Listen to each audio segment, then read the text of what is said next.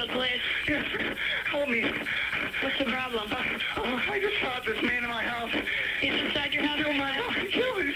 He beat my wife. Is the man still in your house? Yes, he's laying there on the floor with a bullet in his head. Did you shoot him? Yes, I shot him. He was killing my wife. Mark et Donna Winger semblaient mener une vie paisible et heureuse, mais leur vie a basculé en août 1995 lorsque Mark téléphone au 911 et leur dit qu'il est tombé sur un homme chez lui en train de frapper sa femme. Il a alors tiré sur cet homme. Les enquêteurs ont rapidement conclu qu'il avait agi en état de légitime défense, mais vous verrez que la réalité est bien plus sombre. Tout de suite, l'histoire de Donna et Mark Winger.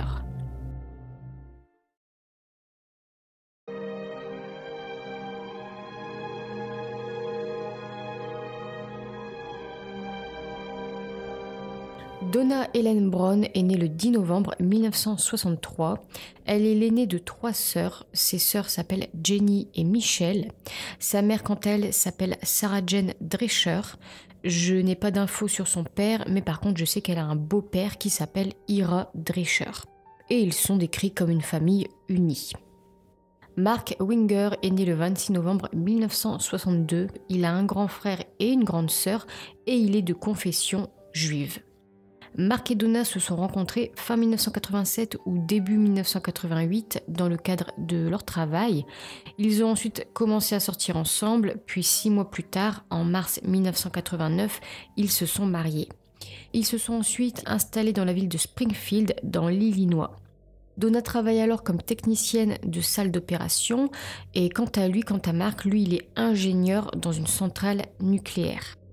Et tous les deux étaient vraiment impatients de fonder une famille, sauf qu'ils ont appris que Donna ne pouvait pas avoir d'enfant. Je n'ai pas plus de détails à ce sujet, peut-être qu'elle était infertile ou bien malade. Quoi qu'il en soit, ce fut une nouvelle difficile et bouleversante. Pour autant, ça ne les a pas arrêtés dans leur désir d'avoir un enfant. Ils ont alors décidé d'adopter. C'est le 1er juin 1995 qu'ils adoptent Bailey. C'est un nourrisson à peine né, sa mère est adolescente, alors elle a pris la décision de faire adopter son enfant. Mais pour les Winger, tout se concrétise, la famille est alors comblée.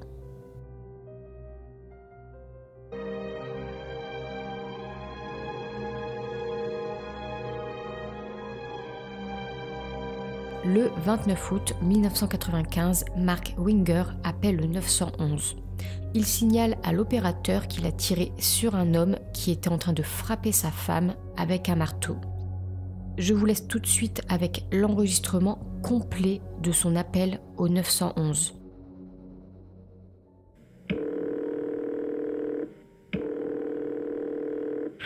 Help me. My God, my wife's breathing. Okay, you need an ambulance? I need everything. Springfield Police. Yes, help me. What's the problem? I just shot this man in my house. He's inside your house right now? He beat my wife. Is he in there right now? Yes, Does he have a gun? her brains are everywhere. Where's the man at? He's laying on the floor. Is he dead? I don't know. He's making weird sounds. Sir, 20. Sir, slow down. I can't understand you. Slow down. Is the man still in your house? Yes, he's laying there on the floor with a bullet in his head. Did you shoot him? Yes, I shot him. He was killing my wife. Please, my baby's crying. I gotta go. I'll call you right back.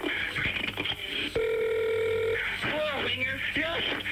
This is the police department. We've got officers en route. I need to know what's going on there. My wife is dying on the floor. Okay, is she still alive? I think so. Okay, we've got ambulance en route and we've got police officers en route. Where is the gun? I left it on the table. It's on the table. Please, Okay. God, please come here. We've got people on the way. Okay. Who is this man? I don't know who he is. He's still inside the house? Yes, he's laying on the floor. Okay, I gotta hold my wife. I gotta get to my wife. Okay, are you Mark Winger? Yes, I am. Okay, and your wife is Donna? Yes, she is. When did the man come there? I don't know, a few minutes ago. Wait, I gotta get to my wife. Please, just let me It's my wife. I won't hang up. Okay? Okay, we've got officers en route. Okay, my door's open. Okay. Une fois la police sur les lieux, ils constatent une scène de crime vraiment sanglante, effroyable. Donna a été frappée à la tête à 7 reprises avec un marteau. Pour autant, elle était toujours en vie, elle s'accrochait à la vie. Et quant à l'homme qui aurait frappé Donna, eh bien lui, il a reçu 2 balles à la tête. Et il avait également encore un pouls lorsque la police est arrivée au domicile. Mais tous les deux sont décédés plus tard à l'hôpital. La police a tout de suite pu identifier cet homme grâce à son portefeuille. Il s'appelle Roger Harrington et sa voiture a aussi été retrouvée garée non loin du domicile. Sur les lieux du crime, plusieurs éléments ont été retrouvés. Tout d'abord, le marteau qui a servi à tuer Donna ainsi que l'arme qui a servi à tuer Roger Harrington ont été retrouvés près des 2 corps. L'arme ainsi que le marteau appartiennent tous les deux à Mark. Il a expliqué que c'est sa femme Donna qui a sorti le marteau et l'a posé là à vue d'œil sur la table de cuisine afin qu'il n'oublie pas qu'il doit accrocher un porte-chapeau. Donc voilà pourquoi le marteau était sorti, était à disposition. Ensuite, une tasse et un paquet de cigarettes ont été retrouvés sur la table à manger et ces 2 éléments appartiennent à Roger Harrington. On reparlera rapidement de cette tasse et de ces cigarettes après. Mark Winger a raconté à la police qu'il était sur le tapis roulant au sous-sol de sa maison quand il a entendu un bruit sourd à l'étage. Donc il a arrêté son sport, il est monté pour savoir d'où provenait ce bruit. Il s'est d'abord rendu dans la chambre principale de la maison où il a trouvé Bailey seul sur le lit. Il a ensuite entendu d'autres bruits étranges qui provenaient de la salle à manger. C'est là qu'il a pris son arme qui se trouvait sur la table de nuit, puis il s'est dirigé vers la salle à manger. Et c'est en arrivant dans le couloir qu'il a vu sa femme, à terre, un homme au-dessus d'elle en train de la frapper avec un marteau. Il a alors tiré. Mark semblait bouleversé, il était très émotif, il essayait de comprendre ce qui venait de se passer. Il a aussi demandé à plusieurs reprises qui était l'homme qui l'avait tué. Et puis soudainement, comme ça, il a pensé à un homme, à un nom. C'est là qu'il a demandé si l'homme ne s'appelait pas Roger. Le policier a confirmé que l'homme qui l'a tué s'appelle bien Roger Harrington. Et c'est là que Mark a dit: « Oh mon Dieu, c'est l'homme qui a harcelé ma femme cette semaine. » En fait, 6 jours avant ce drame, le 23 août 1995, Donna rentrait chez elle après une visite chez ses parents en Floride. Et ce jour-là, alors qu'elle se trouve à l'aéroport de Saint-Louis dans le Missouri, elle monte dans un taxi afin de rentrer chez elle à Springfield. Et le chauffeur du taxi n'est autre que Roger Harrington. Le trajet a duré environ 2 heures et durant le trajet, il a commencé à parler à Donna. Il a d'abord raconté qu'il avait une voix dans sa tête et que cette voix lui disait de faire de mauvaises choses. Et récemment, elle lui disait de blesser des gens. Il a ensuite commencé à flirter avec elle, il lui disait qu'il aimait les femmes plus âgées et il l'a même invité à ce qu'il a décrit comme l'une de ses soirées sexuelles. Il parlait aussi de se défoncer, il parlait d'orgies, il parlait de tuer des gens, de mutiler des gens, il parlait de voitures piégées. Donc bon, un trajet vraiment plus que pénible et effrayant, surtout qu'elle avait avec elle son jeune bébé. Et il conduisait aussi parfois également vite. Donc ça a été une vraie angoisse pour Donna et suite à ce trajet, elle était vraiment secouée. Elle a raconté à sa famille combien ce trajet était terrifiant, combien cet homme était terrifiant. Puis par la suite, elle a reçu 2 appels téléphoniques anonymes et tout le monde a forcément tout de suite pensé au chauffeur de taxi qui l'a traqué et l'a harcelé. Mark a alors décidé d'appeler la société pour laquelle le chauffeur travaille pour se plaindre de lui. Il était chauffeur dans cette boîte depuis 6 mois et suite à cet appel, il a été licencié. Mark a ensuite conseillé à sa femme d'écrire cette histoire au cas où elle en aurait besoin, au cas où il lui arriverait quelque chose, ce qu'elle a fait. Et la police a retrouvé ses écrits dans lesquels elle décrit effectivement son trajet pénible en voiture avec cet homme. Et un enquêteur qui était présent sur les lieux, qui se nomme Charlie Cox, connaissait Roger Harrington car il possédait lui plusieurs caravanes et Roger et sa femme avaient loué une de ces caravanes. Donc cet enquêteur le connaissait un peu et il savait qu'il était instable mentalement. Il savait aussi comment il pouvait se mettre en colère. Il avait déjà notamment vu cet homme frapper sa femme. En tout cas, à la suite de tous ces éléments, les enquêteurs ont rapidement conclu que Roger s'est rendu au domicile des Winger suite à leur plainte à sa société. Il a peut-être ensuite essayé de menacer Donna pour qu'elle rappelle la société et qu'elle retire sa plainte. Puis, au cours de la discussion, il aurait vu le marteau posé juste là sur la table de cuisine et c'est là, sous la colère, qu'il a attaqué Donna. Concernant le geste de Mark, pour la police, il s'agit de légitime défense, donc pour eux, Mark est également une victime. Alors, en à peine 48 heures, l'affaire est bouclée. Et suite à ce drame, il y a eu une vague de soutien en faveur de Mark. Tout le monde a pensé que la vie de ce pauvre homme a été brisée par un fou. Mais une famille ne croyait pas du tout à cette histoire, celle de Roger Harrington. Sa famille a insisté dès le début sur le fait que leur fils est innocent et inoffensif, qu'il n'est absolument pas capable de commettre un tel crime. Et la famille Harrington se rappelle très bien du comportement des enquêteurs à ce moment-là. Ils étaient vraiment sur d'eux, tellement sur d'eux qu'ils étaient grossiers envers la famille et ils n'hésitaient pas à leur dire que leur fils, leur frère était un assassin. Puis les jours et les semaines passent et au cours des mois suivants, la mère et la sœur de Donna se rendent à tour de rôle dans l'Illinois pour aider Mark à s'occuper de la petite Bailey.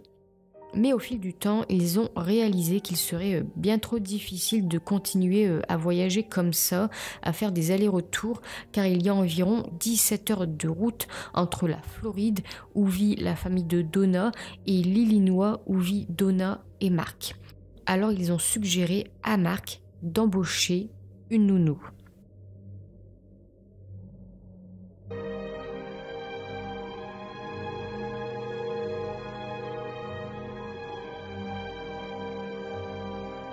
C'est en janvier 1996, environ 5 mois après le drame, que Mark engage Rebecca Simic. Elle est alors la nounou de Bailey. Bailey n'avait que 3 mois lorsque sa mère adoptive est morte. Et Rebecca s'est tout de suite intégrée à la famille et elle se débrouillait très bien avec Bailey. Elle avait également pris connaissance de la terrible tragédie qui avait frappé la famille, alors elle prenait son rôle encore plus à cœur. Toujours en janvier 1996, Mark Winger se rend au poste de police et demande à récupérer son arme qui avait été alors saisie lors de l'enquête. Par la même occasion, il demande à l'enquêteur Charlie Cox comment se déroule l'affaire et si elle est toujours ouverte. L'enquêteur a trouvé sa question plutôt étrange puisque l'enquête était fermée depuis environ 5 mois. Un homme a tué sa femme, il a tué cet homme, ils ont conclu qu'il s'agissait de légitime défense, donc voilà, l'enquête s'arrête là, terminée. Pour autant, lui continuait à poser des questions comme s'il vérifiait si les enquêteurs continuaient à chercher. Pendant ce temps, Rebecca, la nourrice, et Mark se rapprochent.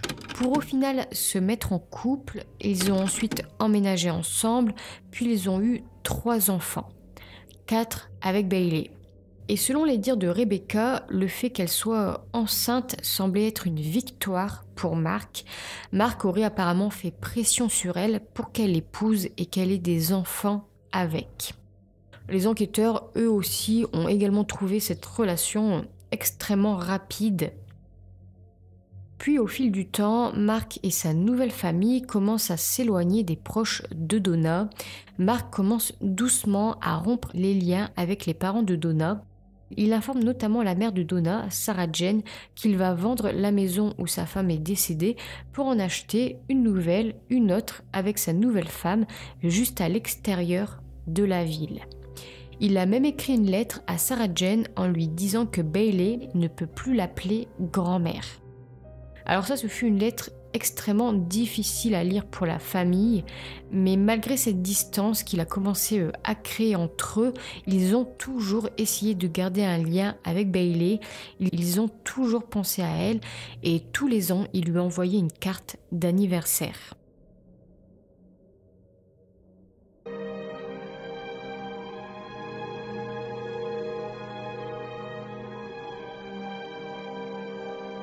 Trois ans et demi après les meurtres de Donna Winger et Roger Harrington, en février 1999, une femme du nom de Diane Schultz se rend à la police. Cette femme n'est autre que la meilleure amie de Donna. Et elle se rend à la police pour leur révéler des choses intéressantes. Tout d'abord, elle raconte avoir eu une liaison avec Mark avant la mort de sa femme. Cette liaison a commencé 1 mois environ avant le drame, puis s'est terminée quelques mois après la mort de Donna. C'est Mark qui a mis fin à leur relation. Diane a ensuite déclaré qu'elle soupçonnait Mark d'avoir tué sa femme. Elle a raconté alors toutes les choses qu'il lui a dites avant les meurtres. Par exemple, Mark lui aurait dit un jour « Il serait plus facile pour nous d'être ensemble si Donna venait à mourir ». Mark a donc commencé à parler de tuer Donna. Et toujours selon ses dires, Mark aurait d'abord eu l'idée de tuer lui-même sa femme. Il aurait alors demandé à Diane à ce que ce soit elle qui rentre au domicile et qui découvre le corps, tandis que lui se trouverait à ce moment-là hors de la ville. Diane a refusé, elle ne voulait pas participer à ça et surtout elle ne croyait pas vraiment aux paroles de Mark. Sauf qu'ensuite, il y a eu la fameuse histoire du chauffeur de taxi étrange, effrayant, harceleur. Et c'est à ce moment-là qu'il a eu l'idée de faire porter le chapeau du meurtre de sa femme à cet homme. Il a saisi, disons, l'opportunité qui s'est présentée à lui. Et toujours selon Diane, il lui a dit qu'il fallait alors qu'il trouve un moyen de faire venir cet homme chez lui. Donc là, il s'agit des révélations de Diane Schultz. Elle ne s'est pas manifestée plus tôt car pour elle, voilà, toutes ces paroles n'étaient pas sensées. Elle n'avait vraiment pas pris ça au sérieux. Sauf qu'à la suite du drame, elle a commencé à le soupçonner.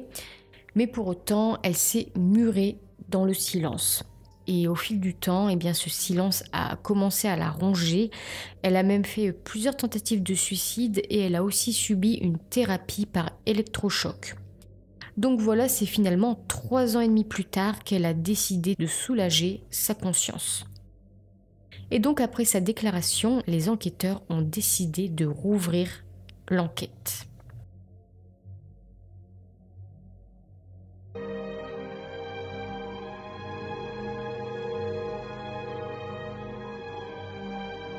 Quatre ans après les meurtres, l'affaire est réouverte. Mark est alors interrogé suite aux déclarations de Diane. Il reconnaît d'abord avoir effectivement eu une liaison avec elle, même s'il déclare qu'il s'agissait d'une erreur. Par contre, il nie tout ce qu'elle a ensuite dit sur le meurtre de sa femme, sur le complot, sur son implication. Il affirme n'avoir rien à voir dans le meurtre de sa femme. Plusieurs éléments suspects ont ensuite été trouvés. D'abord, il n'y avait aucun signe d'effraction chez les Winger et Donna n'aurait aussi jamais ouvert la porte à Roger Harrington puisque forcément elle le craignait. Dans le dossier d'enquête, les enquêteurs ont ensuite trouvé 3 polaroïdes. Ils n'avaient jamais vu ces photos auparavant, mais tout de suite, en les voyant, ils ont remarqué que quelque chose clochait.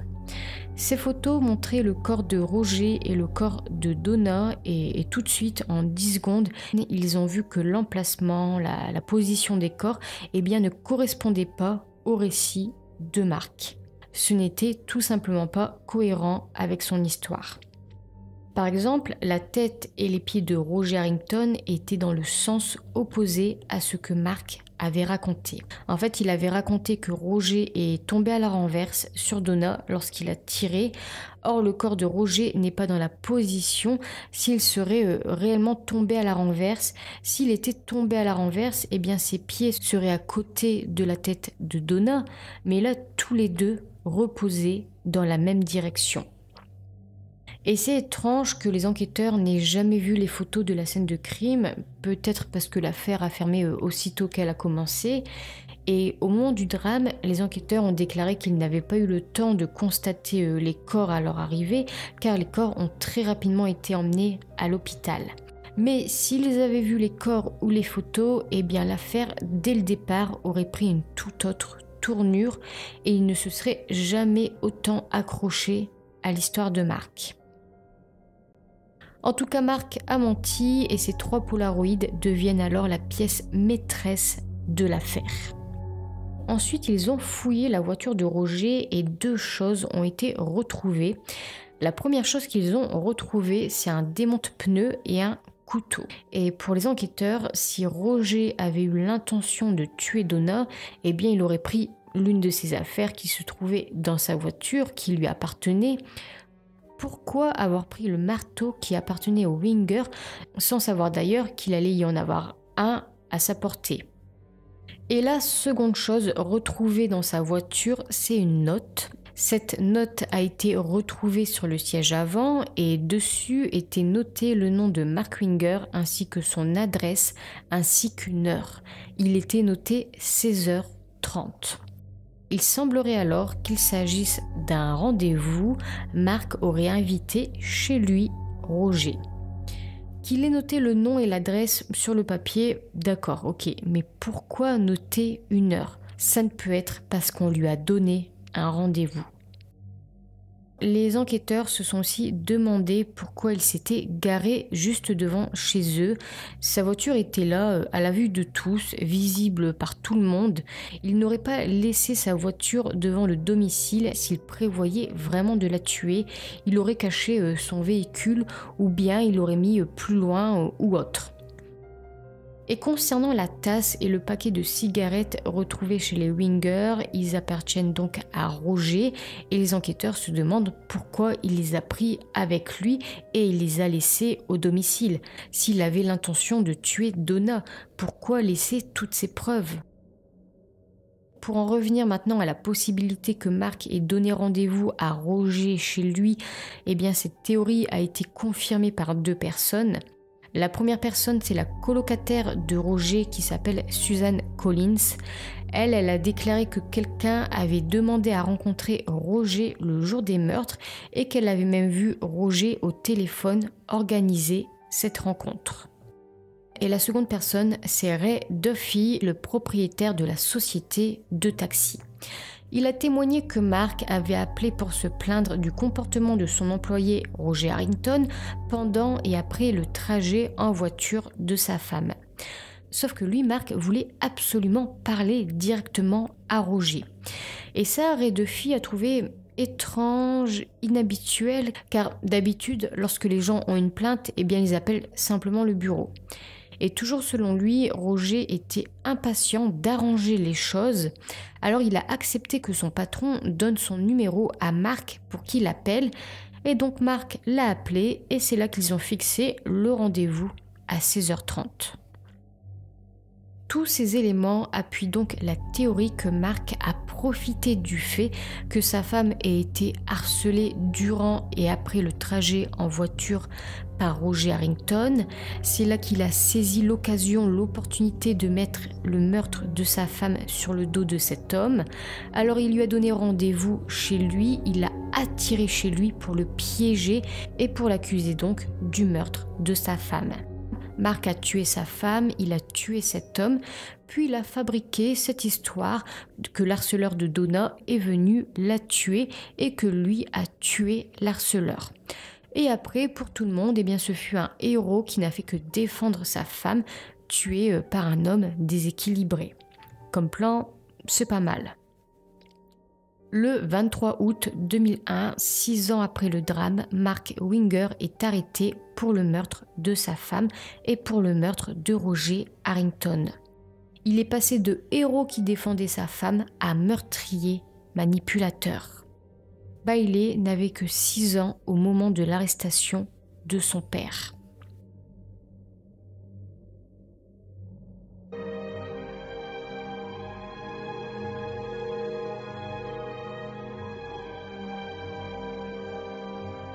Le procès débute en mai 2002. Mark clame alors toujours son innocence et il maintient que Roger Harrington a tué sa femme. L'accusation présente toutes les preuves qu'ils ont en leur possession. Ils ont mentionné le fait qu'il n'y avait aucune trace d'effraction. Ils ont parlé de la note avec le nom et l'adresse de Mark ainsi que l'heure. Ils ont parlé des polaroïdes et de la position des corps. Ils ont aussi raconté que Roger s'est rendu au domicile des Winger pour rencontrer Mark suite à un rendez-vous posé par Mark et non pour commettre un meurtre. Et lorsqu'il est arrivé, Mark l'a tué. Donna aurait entendu le coup de feu. Elle est alors sortie de la chambre et c'est là que Mark l'a frappé avec le marteau. L'accusation a ensuite fait témoigner les ambulanciers qui ont également évoqué la position des corps lorsqu'ils sont arrivés sur les lieux et ces témoignages contredisent à nouveau le récit de Mark. Ensuite, c'est Diane Schultz qui a également témoigné pour l'accusation. Elle a raconté qu'il lui avait parlé de tuer sa femme avant le drame et que des années après le meurtre, elle a confronté Mark. Elle lui a demandé comment il vivait avec lui-même, avec sa conscience. Et Mark a répondu qu'il avait trouvé Jésus-Christ et qu'il avait été pardonné. Il lui a aussi dit que si jamais elle disait quoi que ce soit, ils auraient tous les deux des ennuis. Concernant maintenant la défense, l'avocat de Mark a évoqué le fait que Roger Harrington souffrait d'une maladie mentale, qu'il se comportait de manière erratique et que ses caractéristiques indiquaient qu'il était capable de commettre un meurtre. Par rapport maintenant aux photos des corps, la défense a déclaré que les premiers intervenants ont tout à fait pu déplacer les corps. Concernant maintenant le témoignage de Diane, la défense a fait valoir qu'elle était émotionnellement instable, que c'était une femme méprisée et donc qu'elle n'était pas fiable. Mark n'a pas témoigné du procès et après 3 semaines de procès, Mark Winger est reconnu coupable du meurtre de sa femme et du meurtre de Roger Harrington. Il a été condamné à la prison à vie sans possibilité de libération conditionnelle. Il clame, lui, toujours son innocence. Suite à cette condamnation, c'est Helen Harrington, la mère de Roger, qui a été forcément soulagée que son fils ait été innocenté du meurtre de Donna. Son nom a enfin été blanchi des années après.